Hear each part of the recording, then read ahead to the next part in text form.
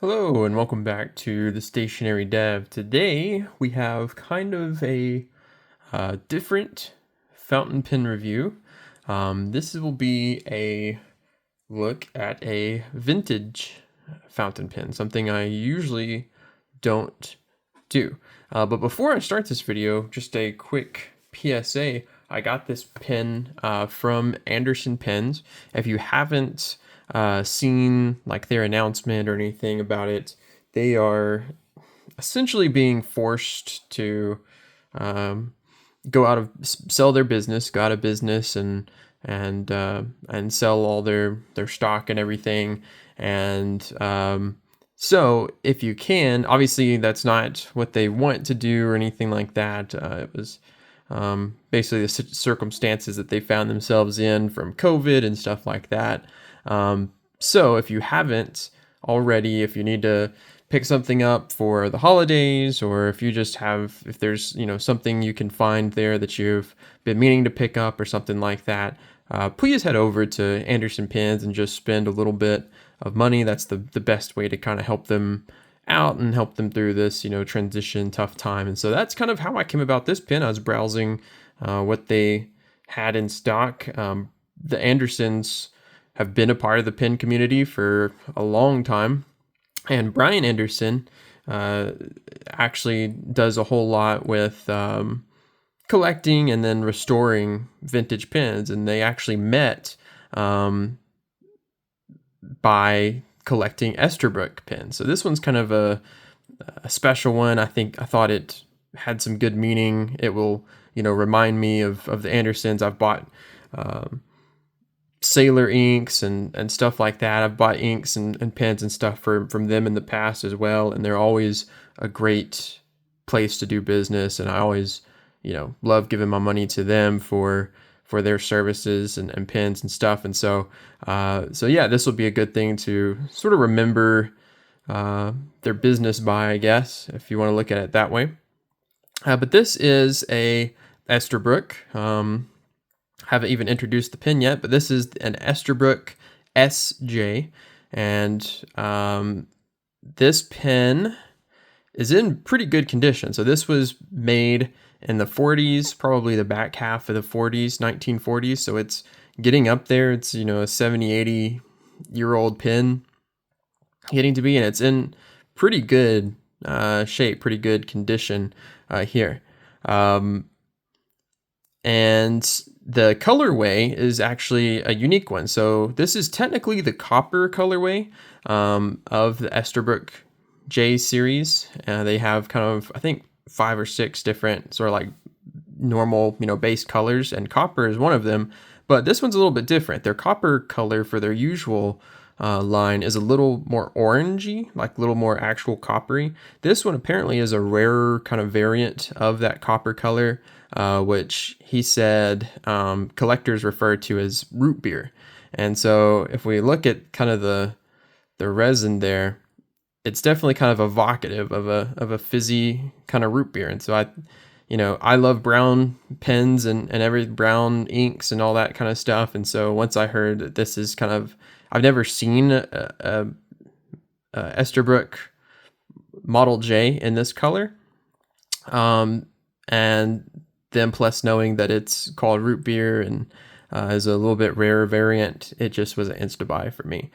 So we can take a look at it real quick. It is a very small pen, so it is an SJ. The S means that it's slimmer and shorter than the regular J model. And that's even, and that's even considering that vintage pens are a little bit smaller and slimmer than, modern day pens. Our modern day pens are, these massive hunks of resin and metal and stuff. And back in the day, they were a lot, smaller. So yeah, it's, like I said, it's got this beautiful resin in this dark brown, root beer, I think, was a good descriptor of it. Kind of a rounded top there. The clip on it, I got it upside down.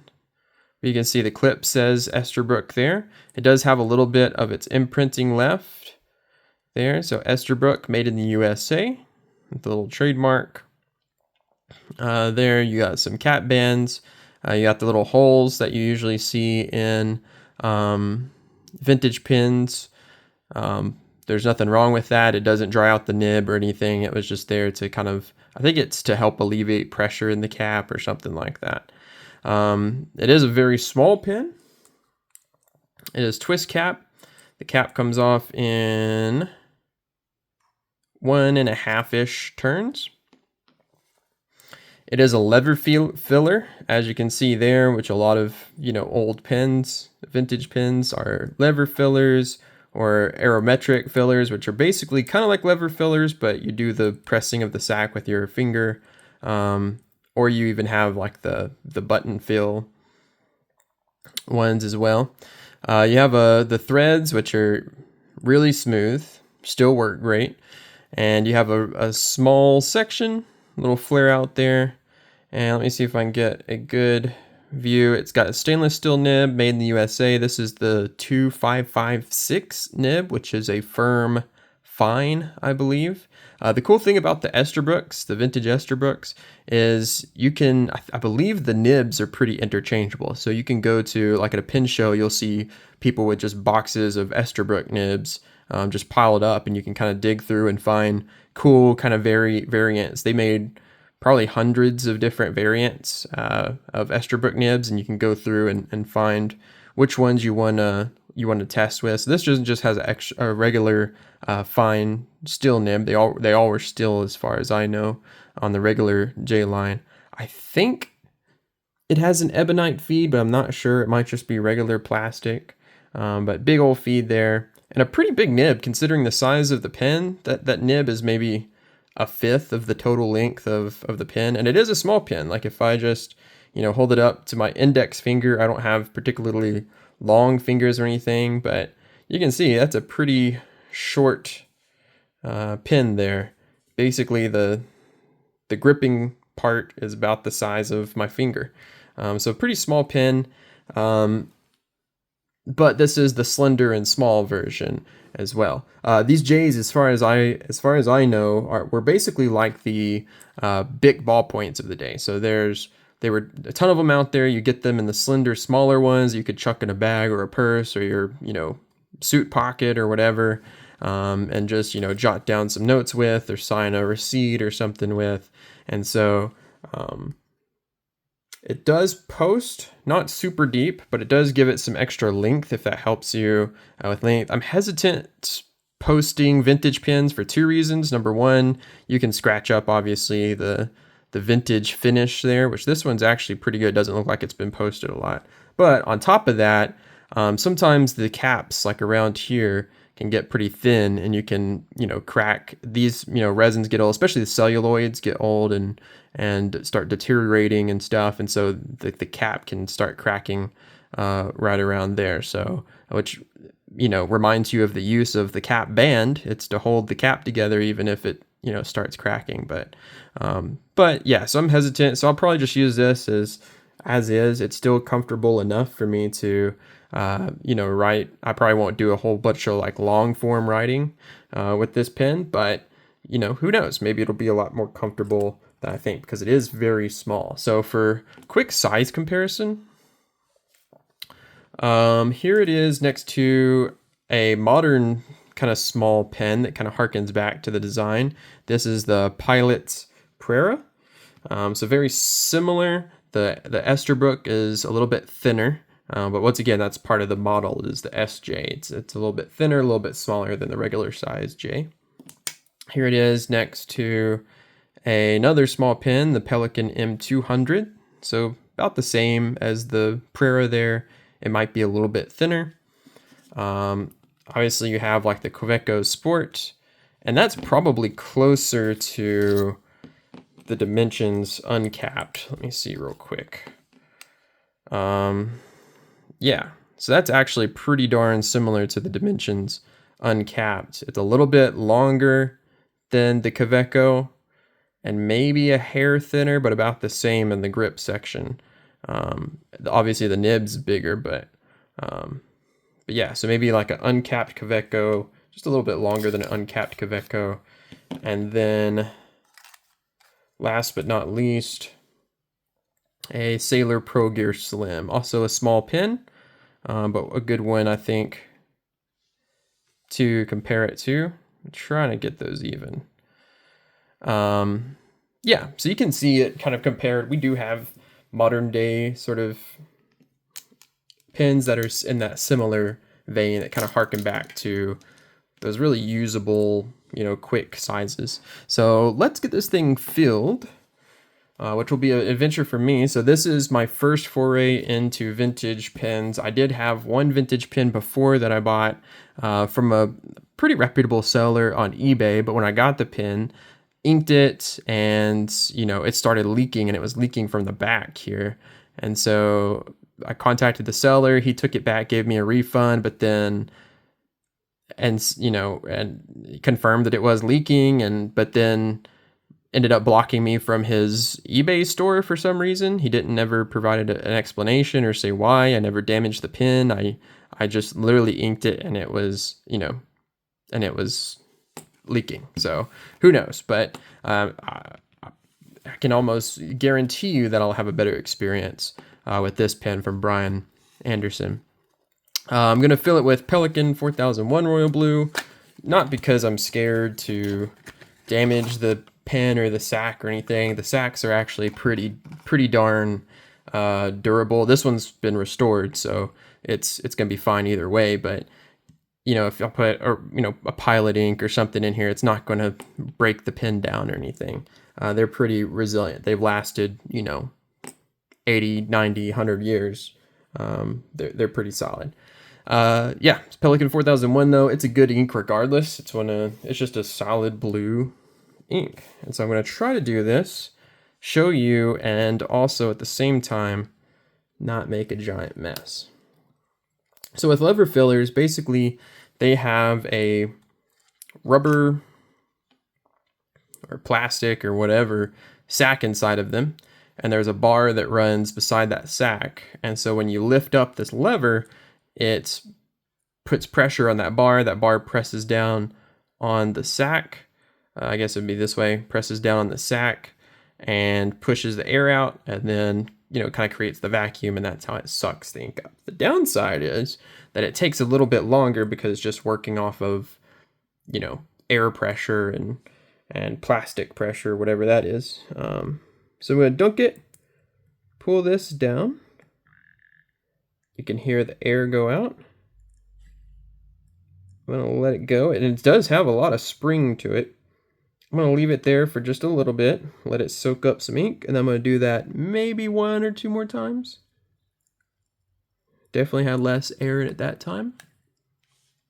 I'm going to try to move it a little closer so you can see a little bit better. I'm going to have ink everywhere. Yeah, we still have some air in there.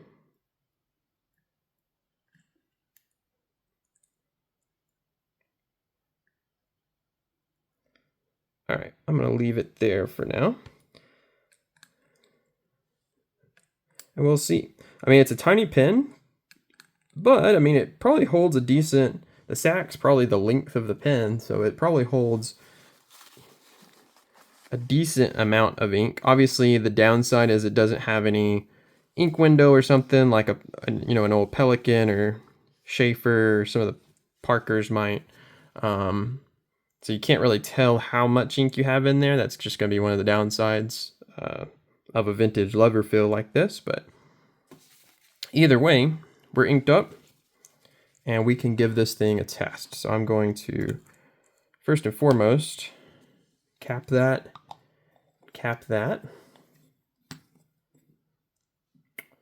Get that out of the way.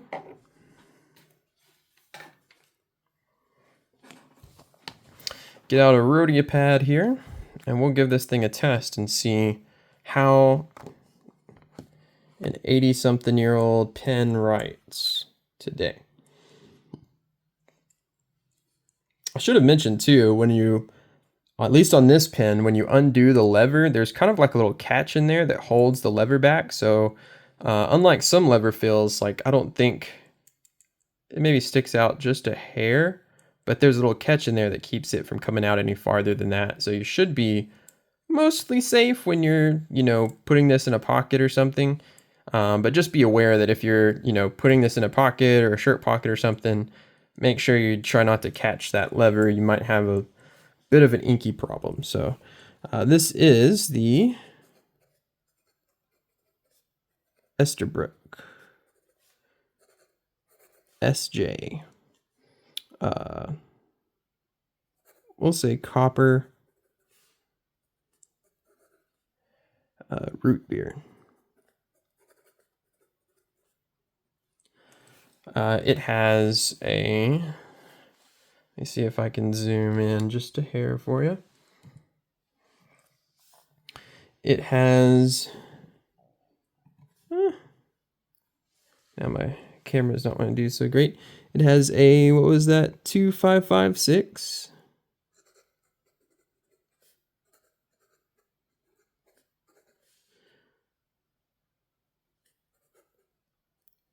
Firm fine.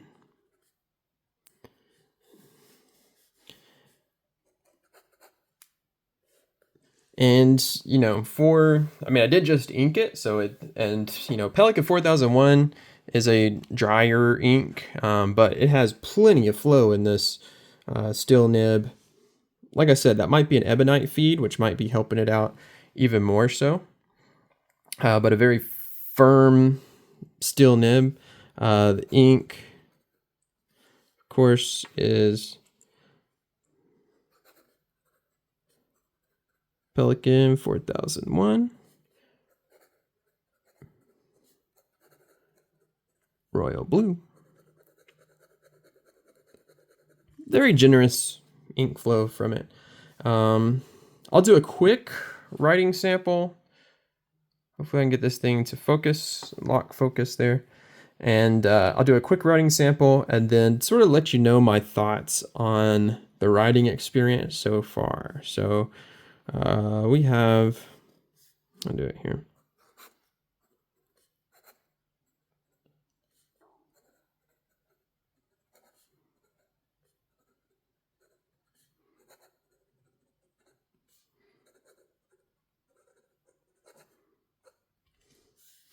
And it's fast writing.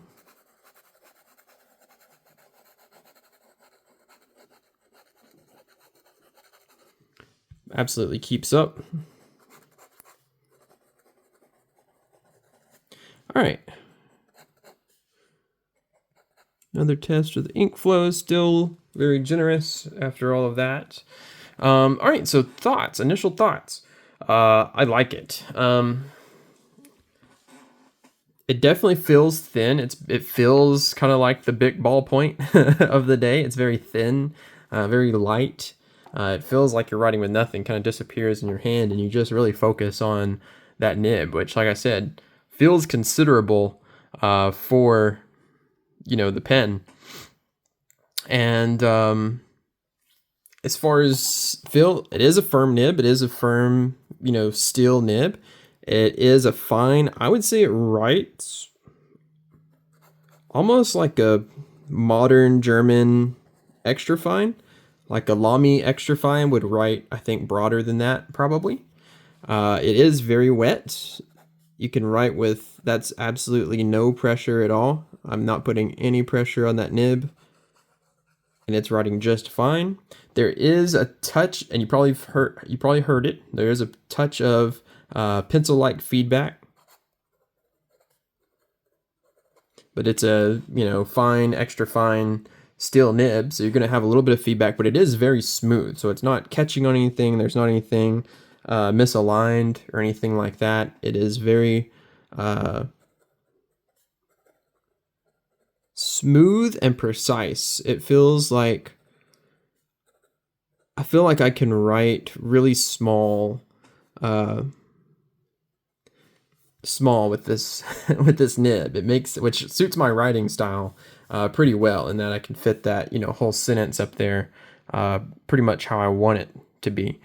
So I really like this nib. I feel like I have a lot of control over it. I feel like it's not like zipping across the page. It's not glassy smooth. There is that little bit of feedback, a little bit of pencil, pencil like. That's pretty much the best way I can describe it, is pencil like. But very nice, very generous ink flow, feels great. I don't expect having any problems with it. I'll probably keep this ink in it for a while, just to kind of put it through its paces and then start filling it up with some, more playful colors once I get more comfortable with the pen and everything. Like I said, I'm going to try to probably not post it, and so far it feels good. Like it kind of like I said, it's light enough to where it disappears in my hand.